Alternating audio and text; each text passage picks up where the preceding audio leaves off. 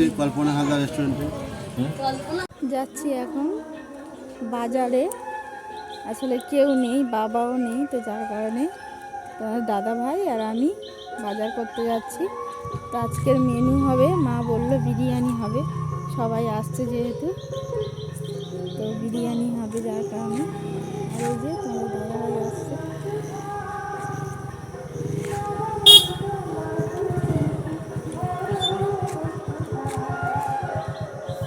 Good morning সবাইকে, ইন্দ্রানিস ব্লগে তোমাদের সবাইকে স্বাগত জানিয়ে আবারও একটা নতুন ভিডিও স্টার্ট করছি। আশা করছি তোমরা সবাই ভালো আছো আর আমিও খুব ভালো আছি। আর কালকে তো অনেক ভোরের বেলা আর কি 4টে তখন বাজে, যাত্রা শুনে ফিরেছি, তো ওই জন্য একটু বেলা করেই ঘুম থেকে উঠেছি। আর ঘুম থেকে উঠেই মা বললো বাজারে যেতে হবে, বাবা নেই, তো ওই জন্য বাজারে চলে গেলাম তোমাদের দাদাভাই আর আমি। আর এখান থেকে না ডিশি মোরগের মাংস কিনছি, 2.5 কিলো মতো ডিশি মোরগের মাংস নিলাম এই দোকান থেকে। এই দোকান থেকে মারা সবসময় নেয়, তো এই দোকান থেকে আগে চিকেনটা আর কি নিয়ে নিলাম, আর তারপরে চলে যাব বাজারে। বাজার থেকে বিরিয়ানি চাল টালগুলো এইগুলো আর কি, যেগুলো আর কি নেই বাড়িতে, কিছু কিছু রয়েছে দেখলাম, আর কিছু কিছু যেগুলো বাকি আছে সেই মানে নেই বাড়িতে, সেইগুলোই আর কি নেব। তো চলো, এখান থেকে মগরাহাট পর্যন্ত যেতে ওই গাড়িতে 5 মিনিট মতো সময় লাগবে। তো আমার বাপের বাড়িতে মগরাহাট, তোমরা হয়তো অনেকেই জানো, তো আরেকবার বলেও দিলাম।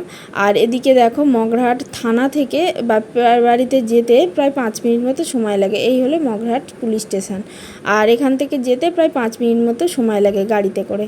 তো অ্যাপেলো ফার্মেসিতে একটু ঢুকছি, ছেলের খুব কাশি হচ্ছিল, তো এইখান থেকে একটা কাশির ওষুধ নিয়ে নেব, আর তারপরে বাজারের দিকে ঢুকবো। আগে ওষুধটা নিয়ে নিই, ওর প্রচণ্ড কাশি হচ্ছে কাল থেকে দেখছি।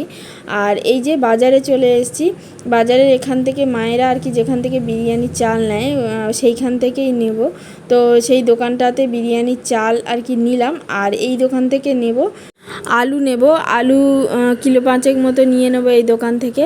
আর কি বলো তো, বাজার তো আমি তেমন একটা করি না, মানে তেমন একটা মানে একদমই করি না, তো তোমাদের দাদাভাই সব করে। আর এক আধ দিন মাঝে মধ্যে বাজারে এসে বাজার করতে না বেশ দারুণ একটা মজা লাগে, বেশ ভালোই লাগছিল। আর তোমাদের দাদাভাই ছিল, ও একটু দাম টাম করে দিচ্ছিল আর কি। আর এদিকে দেখো বিরিয়ানিটা মানে করা হয়েছে যখন, এতটা মানে ঝামেলা বলতে এতগুলো লোকের বিরিয়ানি তো অনেকটা সময় লেগে গেছে, যার কারণে বেশি ভিডিও করে উঠতে পারিনি। তো ওই জন্য বিরিয়ানিটা হয়ে যাওয়ার পরে তোমাদেরকে একটু দেখিয়ে দিচ্ছি যে ঠিক এই রকমটা হয়েছে। আর সত্যি কথা বলতে কি, বিরিয়ানিটা যতবার বানাই আমিই বানাই, বিরিয়ানিটা বেশ ভালো বানাতেও পারি, আমি নিজেই নিজের কমপ্লিমেন্ট দিচ্ছি যে হ্যাঁ বিরিয়ানিটা ভালো আমি বানাতে পারি, বাড়িতেও বানাই। আর দেখো সবাইকে খেতে দিয়েছি, ওই যে চিকেন কষা কিছুটা রেখে দিয়েছিলাম, আর বিরিয়ানি আর শসা পেঁয়াজ স্যালাডে দেয়া হয়েছে। তো চলো দুপুরের খাওয়া দাওয়াটা করে নিই। ভিডিওটা তাহলে এই পর্যন্তই শেষ করব। ভালো লাগলে অবশ্যই লাইক করো, কমেন্ট করো, শেয়ার করো, আর আমার ইউটিউব চ্যানেল থেকে দেখলে অবশ্যই একটা সাবস্ক্রাইব করে দিও। টাটা সবাইকে, গুড আফটারনুন, সবাই খুব ভালো থেকো, সুস্থ থেকো।